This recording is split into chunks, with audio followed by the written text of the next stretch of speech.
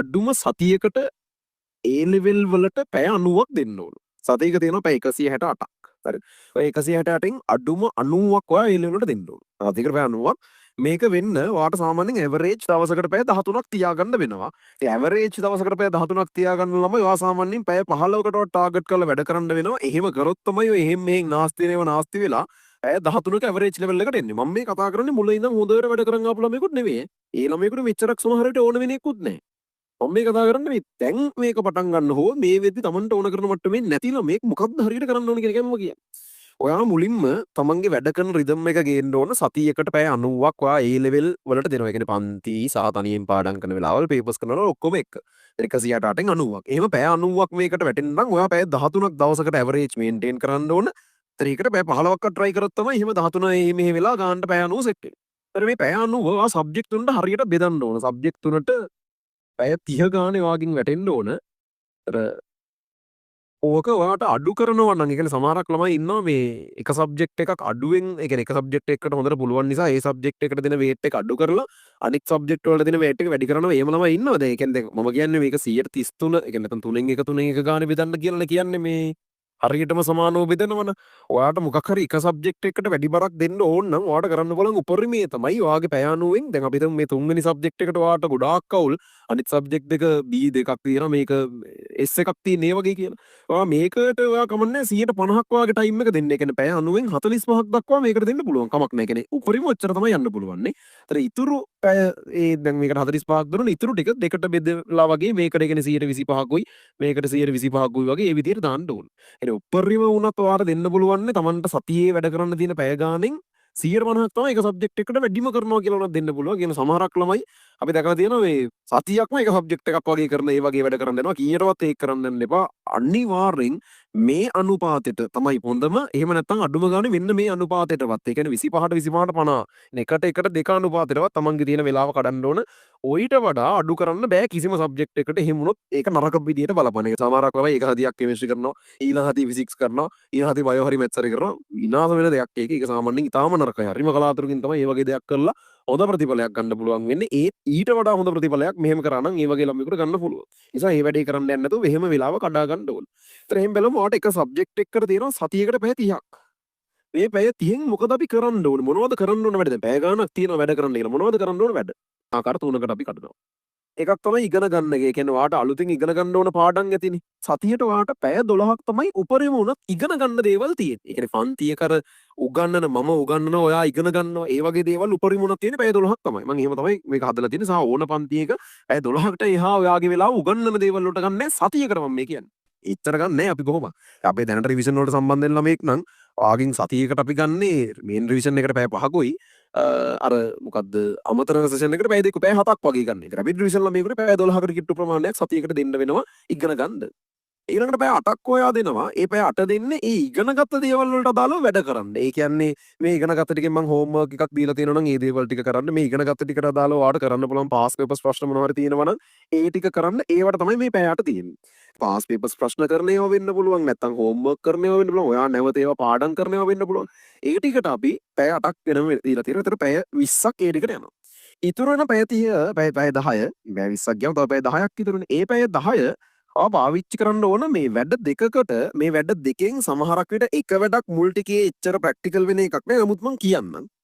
පළවෙනි වැඩේ තමයි මොඩල් පේපර්ස් ලියන එක. නෑ දෙවෙනි වැඩේ කියනක මම ඊට පළවෙනි වැඩේ පාස් පේපර්ස් විදිහට කරන එක. හරිද? දැන් මේක මේ දැන් ඔයාලට මෙතන ඉඳන් විභාගයට ගත්තොත් සාමාන්‍යයෙන් තියෙනවා සති 20ක් කියලා අපි කියන්නේ. අතන සති 24ක් සේරම තියෙනවා. අපි ඒ වුණාට 20ක් කියලා ප්ලෑන් කරලා තමයි වැඩ කරන්නේ. ඒකට අපිට හදිස්සිය මොනවා හරි ඉතුරුනොත් අපිට ඒකට තව මාසයක් තියෙනවා මොකක් හරි කරගන්න පුළුවන්. ඒතර මේ සති 20 මං කියන්නේ සති 10 ඒවා දෙකකට වගේ ඔයාලා කඩා ගන්න ඕන. සති 10 දෙකකට කඩනවා. හරි. ඒ සති 10 දෙකෙන් අන්තිම සති 10 ඔයාට තියෙන්නේ මම මේ පාස් පේපර්ස් කිරීම සම්බන්ධව කතා කරන්නේ. මේ අපිට ඊළඟට තියෙන සති 20න් පළවෙනි සති 10ත් අපි පාස් පේපර්ස් එක වටයක් කරනවා. ඊළඟ සති 10ත් අපි පාස් පේපර්ස් ටික තව වටයක් කරනවා. දැන් ඕගොල්ලෝ මේ වෙලාවෙ ඉන්නේ සීමිත වෙලාවක් තියාගෙන ඕගොල්ලන්ට ඕන තරම් වෙලාව නැහැනේ ඕන දෙයක් කරන්න කියලා. ඕගොල්ලන්ට තියෙන ලිමිටඩ් ටයිම් එකක් තියෙනවා. ඒ ලිමිටඩ් ටයිම් එක ඇතුලේ අපි කරන්න යන්නේ පහුගිය අවුරුදු 10ක පේපර්ස් තමයි. ඒතර 2021 ඉඳන් ඊට උඩට අවුරුදු 10ක් තමයි අපි ප්‍රශ්න කරන්න යන්නේ. ඒ කියන්නේ 2012 වගේ ඉඳන් පටන් ගත්තා නම් හරි 2012 ඉඳන් 2021 කට තියෙනවනේ ප්‍රශ්න අවුරුදු 10ක්. ඔන්න ඔය දක්වා ප්‍රශ්න කරන්න. ඒක කරන්නේ මේ පරණ මේකේ ඉඳන් අලුත් එකට කරන්න ඕනේ. පරණම 2012න් පටන් ගත්ත මේ සතිය 2012 එතන ඉඳන් 2021 දක්වා කරගෙන යන එක තමයි අපි කරන්න යන්නේ. එතනදී ඔයගොල්ලෝ කරන්න ඕන දේ තමයි දැන් මුලින්ම පළවෙනියට මුලින්ම අපි 2012 ඉඳන් 2021 වෙනකන් අවුරුදු 10 මේ එන සති 10 ඇතුළේ එක වටයක් ඉවර කරනවා. ඊළඟට තියෙන සති 10 එක දෙවෙනි වටේත් ඉවර කරනවා. ඒතර ඔහොම වැඩක් කරන්න වෙනවා. ඒ වැඩේට මේ පැය 10න් වාට ඉතුරු පැය 10න් අඩුම පැය 5ක්වත් දෙන්න වෙයි. ඒ පැය 5 වෙන්න මෙහෙමයි. ඔයා ඔන්න 2012 පේපර් එක ගන්න. මේක අනිවාර්යෙන් කරන්න තමන්ගේ මට්ටම බිඳුවේ ඉන්න එකක් කමන්නේ කරන්න. ඔයාට මොකුත්ම කරන්න නැත්නම් අඩුම ගානේ පළවෙනි සතියෙන් පස්සේ හරි මේ පළවෙනි මාසෙන් පස්සේ හරි මේ වැඩේ පටන් ගන්න ඕන. හරි. පළවෙනි මාසයක් ඉඳලා හරි කමන්නේ මේ වැඩේ පටන් ගන්න ඕන. ඒ කියන්නේ දෙපාරක් පාස් පේපර්ස් ටික දැකලා තියෙන්න ඕන ඕගොල්ලෝ අඩුම ගානේ. හරිද? මම මේ අවුරුදු 10ක් කියලා කියන්නේ ඔයාලට තියෙන වෙලාව ලිමිටඩ් නිසා ඕගොල්ලන්ට මේක තව වැඩි කරන්න පුළුවන් නම් තව වැඩි කරන්න බලන්න. නමුත් වට දෙකක් පේපර්ස් ටික කරෙන්න ඕන. හරි. එතකොට 2012 වගේ පටන් ගත්ත 2021 වෙනකන් මේක කරගෙන යනවා. කොහොමද කරන්නේ? මොකද්ද කරන්නේ? ඉතින් අපිට කරන්න බෑනේ. අපි ප්‍රශ්න දන්නේ නැහැ. මොනවද කරන්නේ?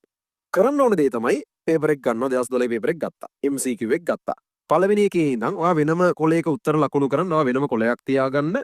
ඒ කොලේ අරගෙන ඒකේ මේ පැත්තේ ප්‍රශ්න අංකේ තියෙනවා මේ වගුවක් වගේ ගහමුක මේ පැත්තේ ප්‍රශ්න අංකේ තියෙනවා. ඊළඟට මේ ප්‍රශ්නේ මොන පාඩමෙන්ද කියන එක දාන්න තැනක් තියෙන මොන පාඩමෙන්ද කියන එක. ඊට පස්සේ ඔයා ඒකට ගත්ත උත්තරේ මොකක්ද කියලා දාන්න එකක් තියාගන්න. ඒ තුන විතරයි අතනම ඕනේ. ඊට එහා පැත්තේ නිකන් ඕනනම් මේ ඒක පුළුවන්ද බැයිද වගේ ලෙවල් එකක් වගේ දාගන්න පුළුවන්. මම ඒක යන ගමන් කියන්නම්. දැන් ප්‍රශ්න අංක ටික තියෙනවා 1 2 3 4 ආදී වශයෙන් MCQ ප්‍රශ්න ටික තියෙනවා. ඒ අංක ටික දාගෙන වැඩේ පටන් ගන්න. හරි. ඊට පස්සේ පටන් ගද්දි මුලින්ම පළවෙනි ප්‍රශ්නෙට අදාළව ඒකේ පාඩම මොකක්ද කියන එක ඒ දේවලුත් ඒ ගමම පුළුවන් නම් දාගෙන පළවෙනි ප්‍රශ්නේ ගොඩාක් වෙලාවට පළවෙනි පාඩමෙන් යන්නේ පළවෙනි පාඩමෙන් තමයි අහලා තියෙනවා. ආයෙකට උත්තරේ පිළිතුරු අංක 3 කියලා ගන්නවා. දෙවෙනි ප්‍රශ්නේ අහලා තියෙනවා අපි හිතමු ඒ පළවෙනි පාඩමෙන් කියලා ඒකට උත්තරේ 4 කියලා ගන්නවා. ඊට පස්සේ ওই විදිහට තුන්වෙනි ප්‍රශ්නේ දෙනවා ඔයා දන්නේ නැහැ. අපවත් දැන් පාඩම දන්නවා එන්තැල්පි වලින් පස්වෙනි පාඩමෙන් අහලා තියෙන්නේ කියලා. ඔව් උත්තරයක් ලකුණු කරන්න දන්නේ නැහැ. ඒක ඉතුරු කරන්න. ඔය විදිහට අපි හිතමු හතරවෙනි එක අහලා තියෙන්නේ ඉනෝගනික් වලින් ඔයා ඉගෙනගෙන නැහැ. ඒකත් ඉතුරු කරන්න. ඊට පස්සේ පස්වෙනි ප්‍රශ්නේ අහලා තියෙන්නේ අපි හිතමු චාලක රසායනික ඒක ඔයා දන්නවා උත්තරේ 2. ඔය විදිහට ඔයා මේ විදිහට මේ සියලුම ප්‍රශ්න ටික පේපර් එකේ ප්‍රශ්න 60ක් ඇති 2012 වගේ කාලේ නම් නමුත් ටිකක් ඉස්සරට ඉතින් ඒක නෑ 2012 ඉඳන් තමයි ප්‍රශ්න 50ට අඩු වුණේ නේ. ෂුවර් නේ හරියට කොහොමද 50නේ සාමාන්‍යයෙන් තියෙන. දැන් මේ ප්‍රශ්න අංක 50ට අදාළව ඒ ප්‍රශ්නේ මොන පාඩමේද කියලා දාලා තියෙනවා. ඒ ප්‍රශ්නට ඔයාට පුළුවන් නම් ඔයා උත්තරයක් දානවා. බැරි ඒවා ඉතුරු කරනවා. ওই විදිහට MCQ 50න් ඔයාට පුළුවන් 20යි කියලා හිතන්නකෝ. 50ම බෑ 20යි පුළුවන්. ඒ 20 කරන්න අනිත් ඒවා ඉතුරු තියන්න. 20 කරනවා. කරලා ඊට පස්සේ ඒවා ඉස්සරින් දැන් ඒක හරි ගියා නම් ආයේ මොකුත් නියන්න ඕනේ නැහැ. ඉතින් Tamante මේ ප්‍රශ්නේ තමන් කරා තමන් ගේමක් නැතුව ඒක හරි ගස්ස ගත්තා නම් ඒක හරි අවුලක් නැහැ. තමන් දන්නේ නැත්නම් ඕනනම් මොකුත්ම ලියන්න නැතුව තියෙන නැත්නම් ප්‍රශ්නාර්ථයක් වගේ දාන්න වැරදුනා නම් වැරද්ද ඒ වැරදි කියන එක එහෙම දාගෙන මේක ඉස්සරහින් ඒවල හරි වැරදිත් දානවා කියලා අපි හිතමු. හරි. එතකොට මේ වගේ ඉස්සරහින් හරි වැරදි දානවා. දන්නේ දේවට මොකුත් නොදා හිටියනම් හරිනේ හරිත් නැහැ වැරදිත් නැහැ මොකුත් නැහැ ඒක. කරේ නැහැ නේ ඒක. තමන්ට පුළුවන් උනේ 50න් 20යි නම් ඒ පුළුවන් 20 කරනවා. ඒවල උත්තර වලට හරි වැරදි දාගෙන යනවා. ඊළඟට ඔයා කරන්න ඕන තමයි ඔයාට උතන වැරදුන ටික තියෙනවනේ. ඒකනේ ඔයා පුළුවන් කියලා හිතාගෙන කරලා ඒත් වැරදුනේ ඒවා. බැරි ඒවා කරේ නෑනේ. පුළුවන් කියලා හිතාගෙන කරා ඒත් වැරදුනා. අන්න එහෙම ප්‍රශ්න ඔයාට 20ක් නම් පුළුවන් උනේ. අපි මේ 20න් 8ක් ඔයාට වැරදුනා. ඒ කියන්නේ ඔයා පුළුවන් කියලා හිතාගෙන කරලා ඔයාට වැරදුන 8ක් තියෙනවා. අන්න ඒ ප්‍රශ්න 8 ඒවට අදාළ නෝට් අනම්මනම් මොනවා හරි Tamanට හොයාගන්න පුළුවන් තරමක් හොයාගෙන පුළුවන් තරම් දුරට ඒ 8 निराකරණය කරගන්න ඕන. දැන් විවරණ ඕන තරම් තියෙනවා, PDF ඕන තරම් තියෙනවා, ගෲප් වල දාලා යාළුවන්ගෙන් අහන්න පුළුවන්.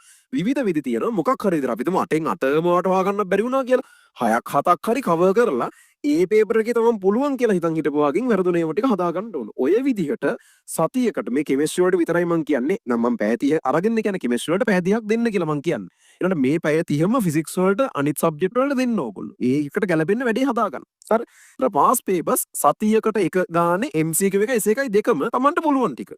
ඒ ලෙවල් පේපර් එක පැය 5 පේපර් එක වුණාට ඔය පැය 5ටම ලියන්න දේවල් ඔයා දන්නේ නැහැ නේ දැනට. සමහරට දැන් දන්නේ MCQ 20යි. MCQ 20ක් කියන විනාඩි 40ක විතර වැඩක්. එසේ එකෙත් භාගයක් විතර කියලා කියමු. ඒතර ඒ පැය එකමාරක්. ඒතර පැය එකමාරයි අතන විනාඩි 40කින් පැය දෙකයි විනාඩි 20ක් පැය දෙකයි විනාඩි 10ක් වගේ තමයි ආට මේ වැඩේට යන්නේ. ඒ පැය දෙකයි විනාඩි 10 ඇතුළත මේ වැඩේ කරලා ඉතුරු වෙලාව පැය 5ක් දක්වා මම මේකට වෙන් කරන්න දීලා තියෙනවනේ ඔයාලට. ඉතුරු වෙලාව අර බැරි වෙච්ච ඒවා ටික. ඒ කියන්නේ තමන් පුළුවන් කියලා කරන්න ගිහිල්ලා වැරදිච්ච ඒවා ටික හදන්නයි තියෙන්නේ. ඒසේකටත් ඔහොමම තමයි කරන්න ඕනේ. ඒසේකට වෙනම වගු ගහන්න ඕනේ නැහැ. පේපර් එකේ තමන්ට පුළුවන් බ්‍රෝම ඉලක්කම් ටික පුළුවන් ඒ අකුරු කොටස් ටික තෝරගෙන ඒ ටික කරනවා.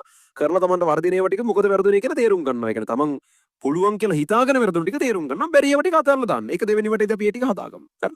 ඔය විදිහට මේ සතියෙන් පටන් අරන් අද සඳුදානේ හොඳනේ අද මේ සතියෙන් පටන් අරගෙන සති 10ක් ඇතුළත 2021 දක්වා ඔයා ඔය වැඩේ කරගෙන යන්න ඕන. මේවා මට කියන්න විතරයි පුළුවන්නේ.